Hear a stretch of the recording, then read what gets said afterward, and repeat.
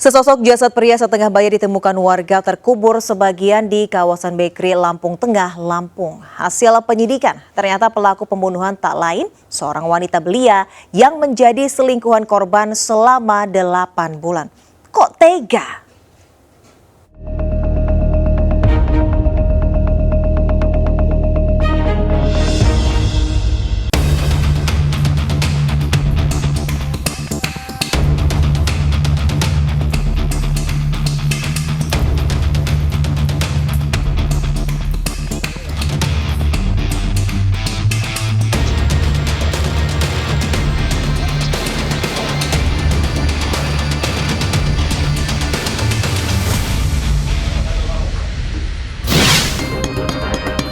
Sabtu pagi, seorang pencari kayu bakar menemukan sesosok jasad laki-laki terkubur di area Bukit Danau Bekri, Kabupaten Lampung Tengah, Lampung.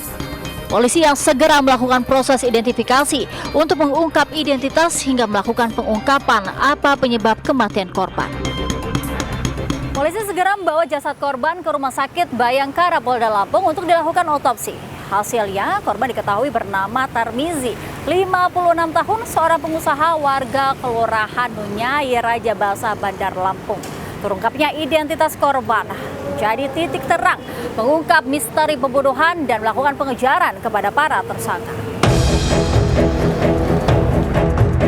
Hanya berselang 2 hari usai pengungkapan identitas, polisi mulai menyiduk para pelaku pembunuhan berencana ini.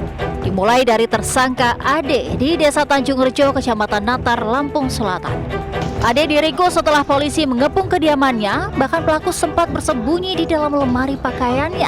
Namun akhirnya dicokok dengan barang bukti ponsel hasil kejahatannya serta 1 unit sepeda motor. Pengejaran pelaku lainnya berlanjut hingga kawasan Kayu Agung, Ogan Komering Ilir, Sumatera Selatan. Polisi menangkap CH alias Caca dan kekasihnya AG di sebuah penginapan saat hendak kabur menuju Batam. CH merupakan dalang dari pembunuhan Tarmizi, seorang pengusaha dari Raja Basa. Saat dilakukan interogasi, CH mengaku aksinya dilatar belakangi sakit hati karena korban dinilai ingkar janji. Korban dan pelaku CH ternyata sudah menjalin asmara selama 8 bulan dan pernah dijanjikan dibelikan rumah dan mobil.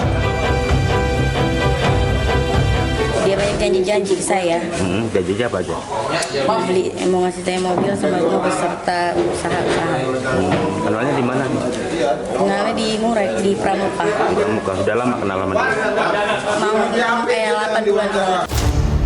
Aksi pembunuhan berencana ini berawal pada Selasa 21 Juni 2022, di mana CH dan korban meminta berwisata ke Pantai Sebalang.